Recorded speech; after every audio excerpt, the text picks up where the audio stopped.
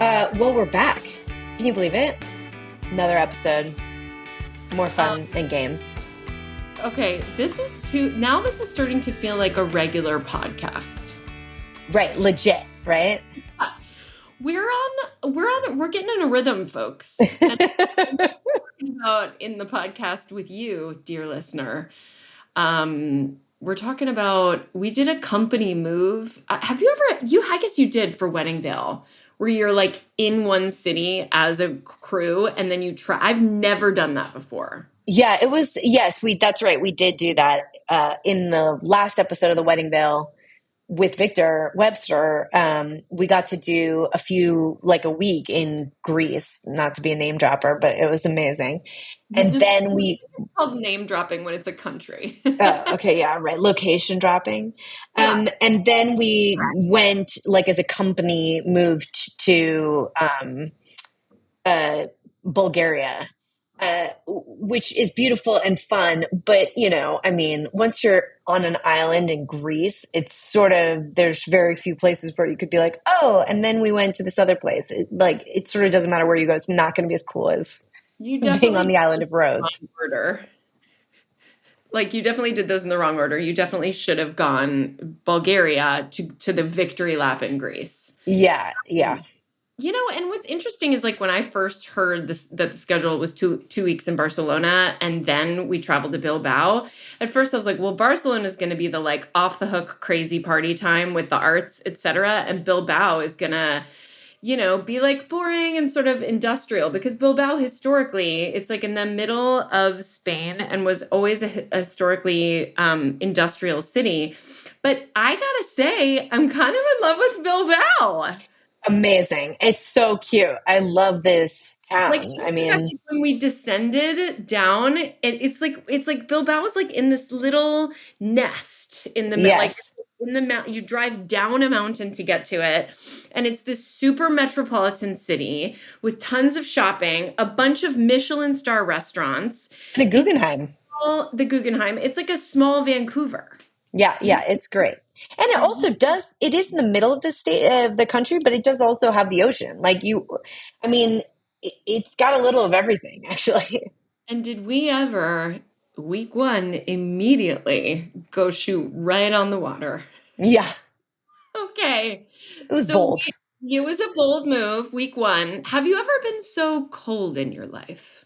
No, and by the way, having filmed in Vancouver, I thought we had really tackled like ultimate cold feelings. And of course, the classic that is my least favorite thing about being an actor.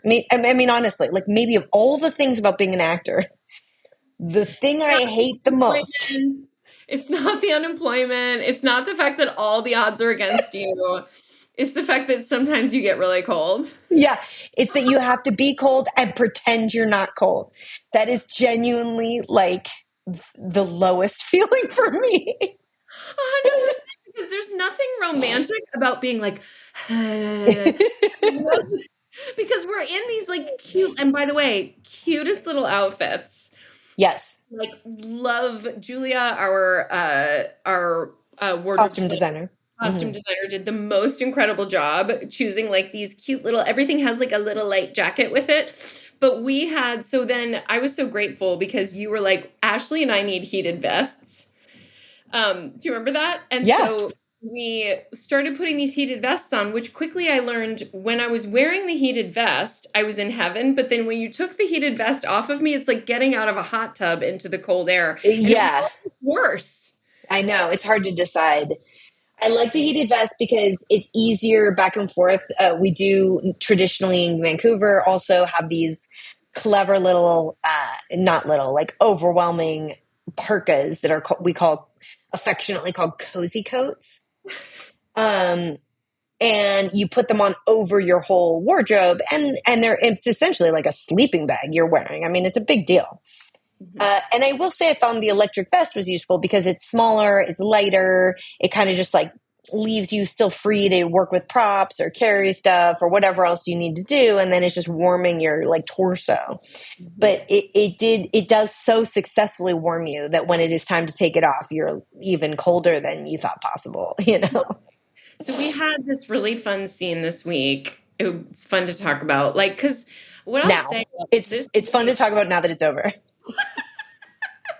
this movie is really bringing the two of us into these absolutely exquisite locations Yeah, and showing off the locations. And that means that one day this week, you and I were on the essentially like a seawall. And remember when we got out there and we were like, "Oh, it's so pretty," and we were putting sunscreen all over, yeah. right? No, what I remember about that moment is walking out and you saying, "Wow, we really lucked out. The weather's so nice." And I was like, "Stop it! Don't jinx us." You didn't That's say what I that. remember. Like, don't say that out loud. And I was like, "Oh, please, I don't believe in that."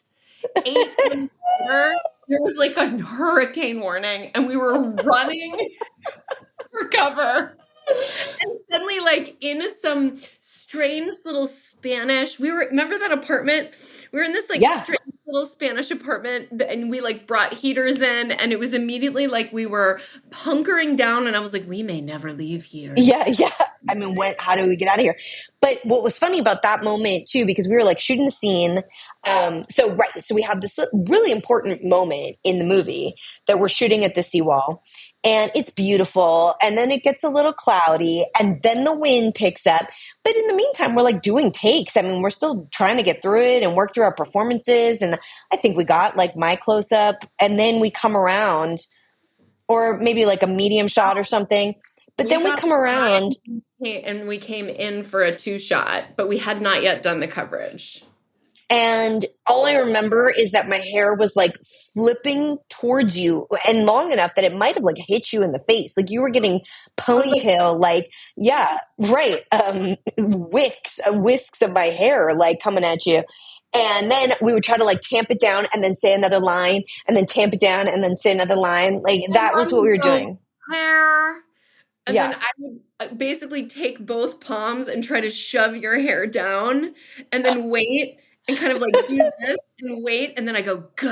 And you'd say Yeah. one line, and your hair would go. Yeah, yes, up and around and all over, like, and it did come to a point where I was thinking, like, as I was still doing the scene with you, I was thinking, like, can they really use this? Like, I mean, this looks so ridiculous. No one would stand out here, like, and talk about real things while, in a hurricane or whatever. And then I look over, and when we're Emotional scene. yeah, right, right. It was an important scene. And then we look over and Miguel, our first AD, whose job it is to be in charge of our safety as well as, navigating, he literally looked at me and gave me this like very straight faced, like stony faced look of like, we're not doing this. And like called it. He just called it like, it's not safe for us to be out here. Time to go inside. And I was like, oh, that's serious. The tent started to fly away. Like, Yeah. like everybody started to like fall over, and we were like, ah! And I remember I went into the tent, and I was like this, like, oh God, it was like I was like Dorothy in the Wizard of Oz. Yeah, that's how it felt. And Tyler, the DP, comes in. He goes, "Okay, I think we're ready to go." And I go, "Tyler, they're pulling the plug." And he was like, "No, the lighting's good." And I was like, Miguel said it's too dangerous. He's like, "What? No!" And like runs out, and it was like whoosh on Yeah, him. yeah. Easy for him to say, right? He's in this like protected tent in the Totally. dark. He has no idea what's going on outside, and the lighting is good. Stop Tyler it. confessed to me, because this is the second and third time that I've worked with him. He's like, by the way, I've never heard you say a line on camera. I've only ever seen it, because he doesn't put the audio on. And it occurred to me, I'm like, Tyler doesn't even know if I'm a good actor. He doesn't. All he is like, well, fix her under eye. Wait, let's get Yeah, another yeah. light. That's his entire. Isn't that funny that now we've That worked is funny. I had no idea he like literally doesn't listen to us. I sort of never knew that. right? Isn't that funny? That's so funny. Because he gets the gist of it, he watches the Very tape 6 times. unself-conscious, because he's not sitting there critiquing my performance like everybody I else guess is. that's true. Yeah, right. He's So critiquing my there's, face. yeah. And we know he's looking out for us. That's the important thing in that And he moment. does an amazing job at that. Okay, what else happened this week? Okay, so we had the windy day, which was, definitely a welcome to Bilbao kind of a situation. But we also had, like, really cute locations. We did some bookstore scenes because, of course, your character is an author. So it is all about the various bookstores.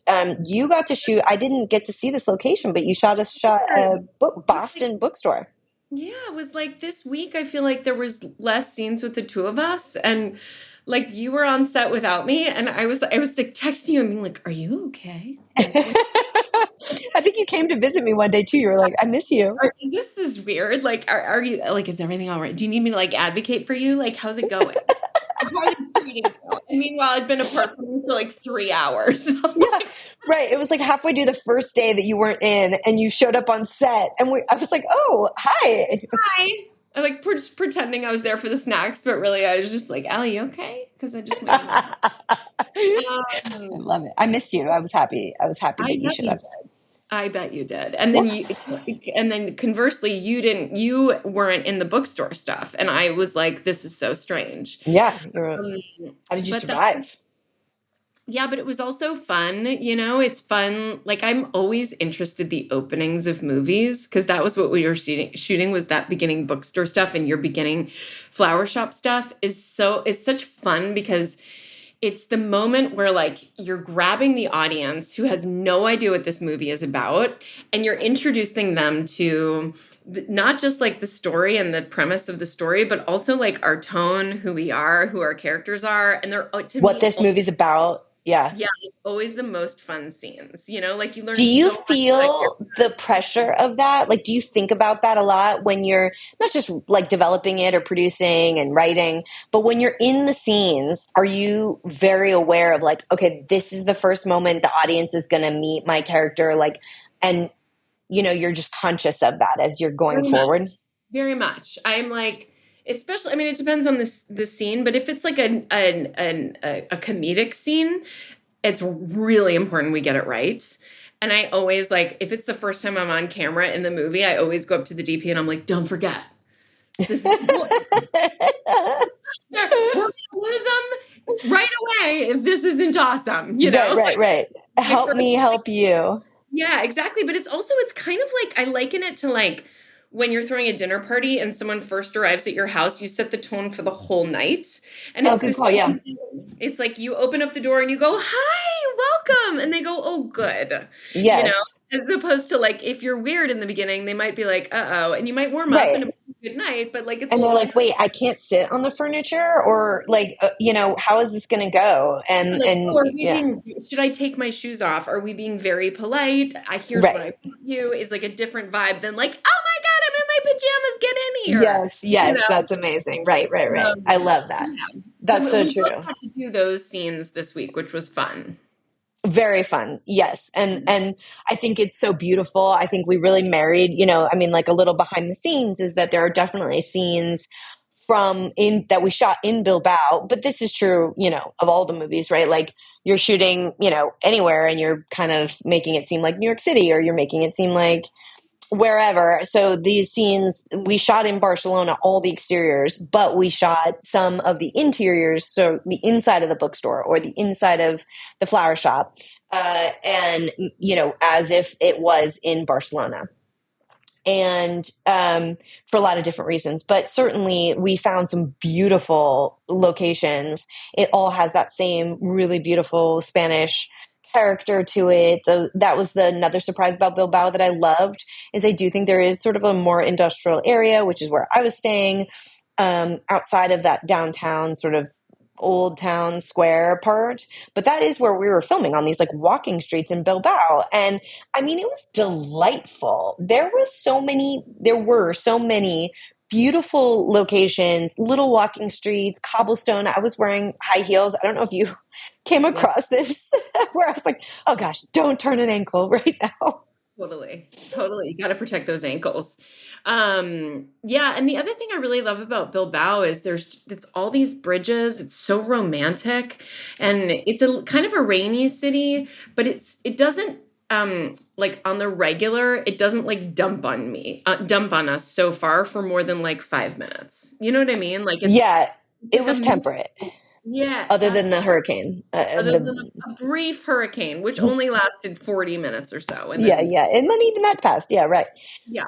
So one of the scenes that you shot, speaking of bridges, I don't want to give away any surprises that are coming people's way, but I thought it was sort of funny because you had a little incident involving eating ice cream in a scene.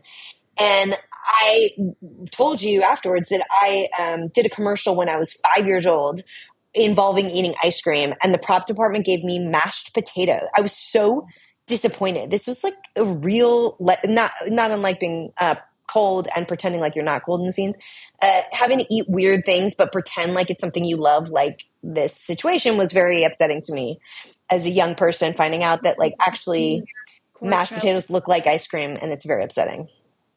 By the way, mashed potatoes actually would have been very smart choice. It mistakes were made because I don't know if you're aware of like the chemistry of it all, but ice cream melts, and I thought ice cream cones would be so much cuter and easier for us to Yeah, hold while. cute. But then the ice cream melted. But here was the worst part. Okay, um, there is a Sisyphusian element to having to eat an ice cream cone for 3 straight hours where you never get to the cone. Right. Every time I would eat, there's ice cream cones, it's stages to it. In the beginning, you're like, oh my God, this is too big. I don't even know how I'm going to do this. And then, so you get to like a point where you're like chomping Yeah, on the ice yeah, cream, yeah, yeah. licking Looking to it. accomplish something. Yeah, And then you get to the cone part and you're like, guys, I'm in it's a here. whole new territory now. I Yeah, never yeah. got to the cone. Oh, Um, yeah, because we had to stay consistent. So the whole scene, I had to be doing this. Head up, head up. And every time I would start to dissipate, they'd bring me a brand new one and I had to start over. And it was like, I probably ate 2 pounds of. I, so they asked me what flavor I wanted ahead of time, and I thought something refreshing like lemon would be good. I never want lemon sorbet ever again. I Yeah, mean, like I think ice cream speaks for itself. It's a romantic type. Is it? totally. It was Was it romantic? no, because the ice cream melted and it became like just this race to try to get the ice cream to not run down my hand. So, Yeah, right. note to self when doing an ice cream scene, just stick with a cup. You just got to go for the cup. Yeah, it must be like. And also, it was so cold that night. I don't understand how it melted. Really, to be honest with you, I would have thought like you were at 30 degrees and it should have just Yeah, held tight. my fiery acting abilities just melted Or the all the chemistry in the scene, which we're not talking about, like obviously melted the ice cream. oh yes. Um, But that was a fun night. What else? Well, I was going to share with you that on my day off, where you were at the bookstore and eating ice cream, I wanted to go to the Guggenheim Oh and yes. bought tickets to see the Guggenheim. I was very excited about this. And Dave is with me. And we've had a great time. Like he came to Barcelona, and now we traveled together to Bilbao, which was kind of like a fun travel day, like you were saying at the beginning. It was weird to see a bunch of crew people on the airplane with us. Like it was just fun. We're all sort of like, traveling together, like a road trip, like sports teams, I guess, do. So anyway, we get to Bilbao, and I thought, like, okay, well, I don't work tomorrow, so I should plan something. And my dad had told me about the Guggenheim. He sent me a link to it. I felt very, like fancy going to a museum on my day off. I get there. They sold tickets, right? I had tickets in my hot little hand, as my dad would say. And we get there and they're closed on Mondays. I guess most people would realize, like museums are closed on Mondays. I But I mean, felt sure. But online, you shouldn't be able to buy tickets. But see, here's what's interesting about Spain, which is a country that I am 100% in love with. I just feel like the logistical aspects are just like not, they're just like, yeah, no. that's how it happened. We're They were just very not. nice about it. because it's really important for us to all have a day off. And sorry, you could Yeah. come back another time. And there's from our sort of American perspective, I'm like, ugh, don't Yeah. sell What do you tickets mean? for a day where it's not available. But on the other hand, I'm like, yeah, like we have all the time in the world to go to the Guggenheim. We're going to be here another month. You know what Yeah. I mean? It's kind of like And by the way, I emailed and they gave me my money back, they did. within an hour. Yeah, it was They all wrapped did. up. And part of me was like, no, I wanted you to be open. I don't want my money back. I want to go. But that was not to be. And you're right. It was a good lesson. And like, no, everybody needs a day off. Those Guggenheim Yeah, employees. right. And I also feel like it's overall this like thematic, like we don't have to nail everything, guys. Like Yes. I feel like so many times in the last couple of weeks, Allie, like you and I have asked for like a yogurt and then they like have it sent and there's just no spoon. And Yeah. or like they're like I like eggs, you know, for like a good source of protein. And I was always asking for salt. Like, hey, Yeah. can I have some salt? And somebody will bring me like the salt from catering Shaker. that they Yeah. have to carry back down to catering. And I'm like, I don't, you know, but it's just like they're just like, whatever, we brought you salt. It's the Yeah. salt. Yeah. Yeah. It's super, everyone's super positive, so enthusiastic, but it does seem as if, just the sort of, partially it's to do with like in the filming community, especially up in Vancouver, it's very locked on, as my husband said. Like it's just a thing that everyone knows. Every morning there's tuna cups. Every afternoon there's those like hot sandwich breaks, and everyone sort of like it's the same thing every day. Everyone does it. There's 50, 100 Hallmark movies filmed there every year, and we all sort of stick to the same routine. Mhm. This was a new crew. Like they've obviously no new to us. They've done a ton of work and And by the way, super talented. I think they're like unbelievably high quality, you Yeah, know? really high quality, really lovely people. I But don't like our little, sort of idiosyncrasies were very like they were just not expecting that. Like, oh, you want a spoon for your yogurt? That's weird. It's just I weird. mean, we were able to find a spoon, and like 4 hours later, someone comes back with a spork. And Yeah. there was this day when I was in Barcelona where I didn't have any utensils in my place where I was staying, but I had a spork in my backpack. So I washed it with hand soap and used the same spork for every meal for like 4 days in a row. I kept being like, "Where's spork?" I think spork is over here, and I would like hand You wash. like Flat Stanley. You should have been taking pictures with your spork. Like he Like, traveled with the world with you. come on, spork. Where are we going next? You and me, kid. Right, top of the Eiffel Tower.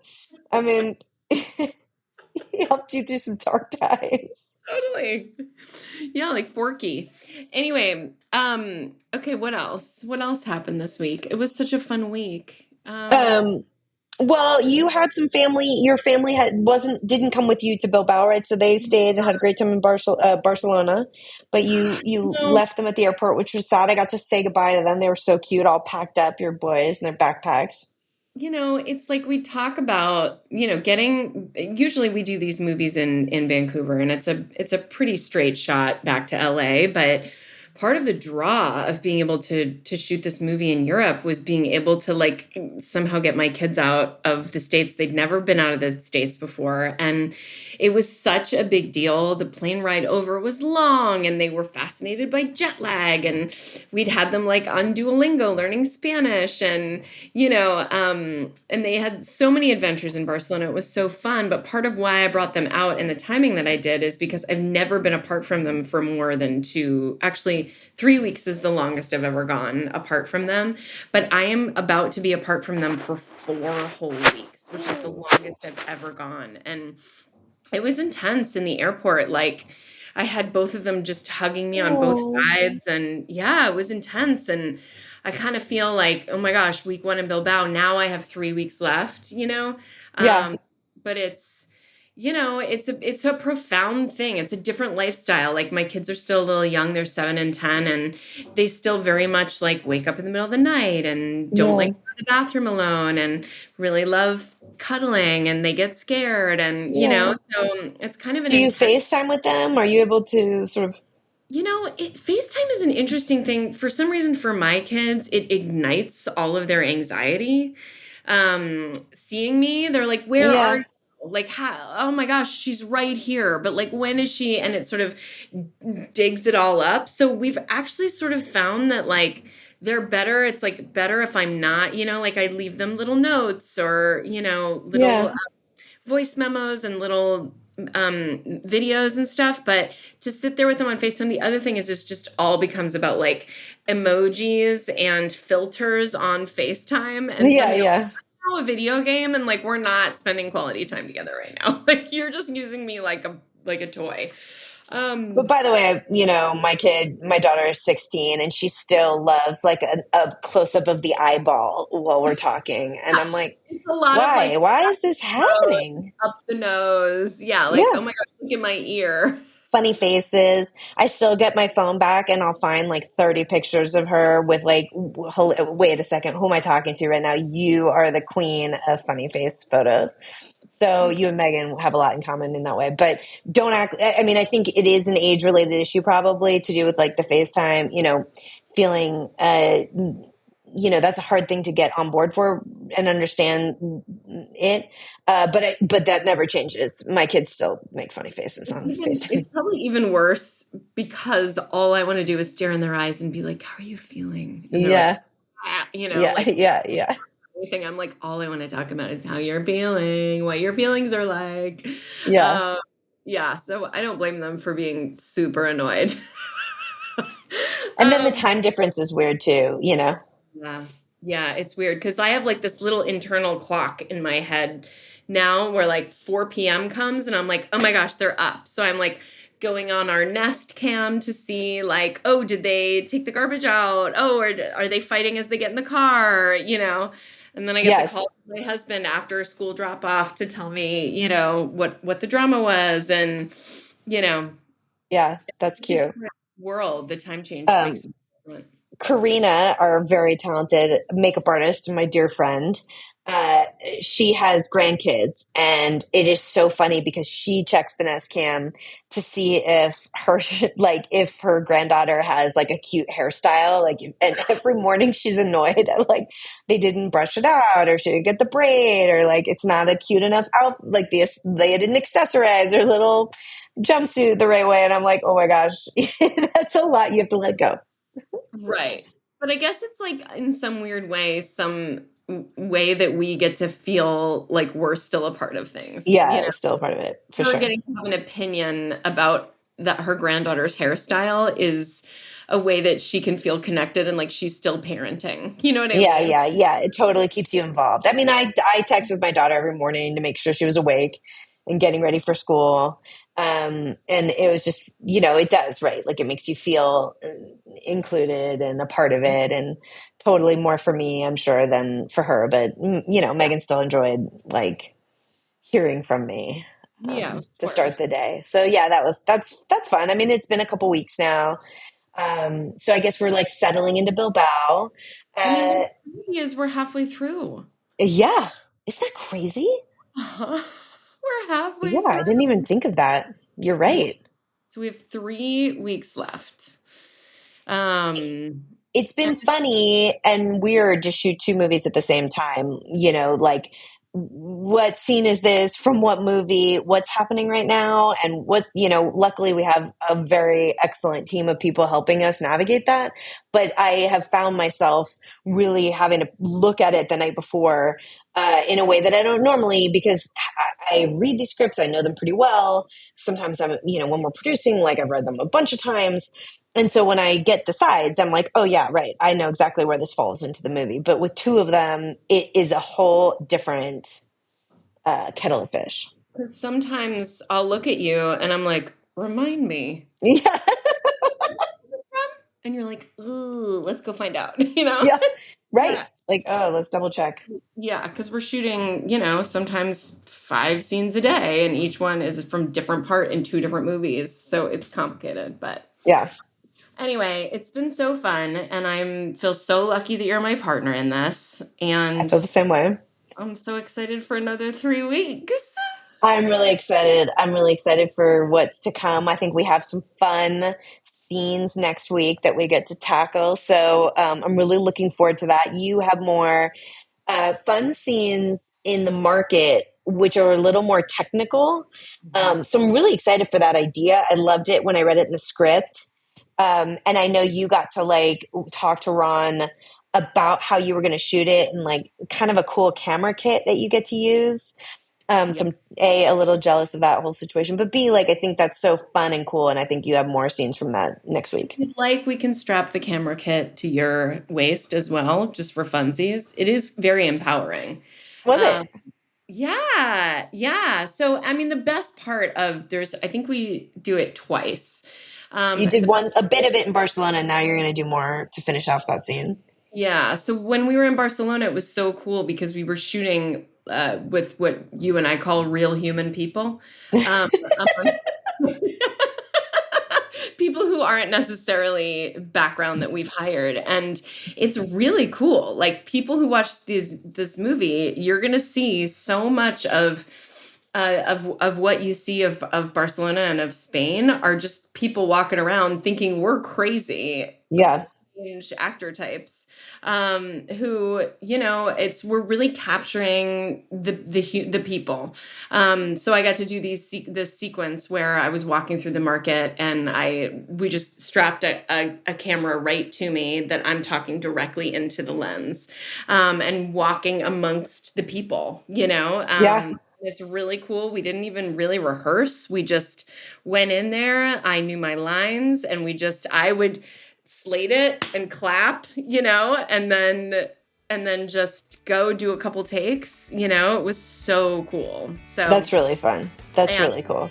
really cool, invention from how Ron is shooting it, which is neat. I know. I'm excited to see it. All right. Mhm. Well, I think we've, put a good fine point on week 1 in Bilbao. Are you ready? Going to get some rest for week 2? I know I'm tired, but I I also know. feel energized, so it's good to have a little detox this weekend, and then we'll hit the ground running on Monday. Can't wait. I'm so excited. Yay. Okay. You soon. Talk to you soon. Bye.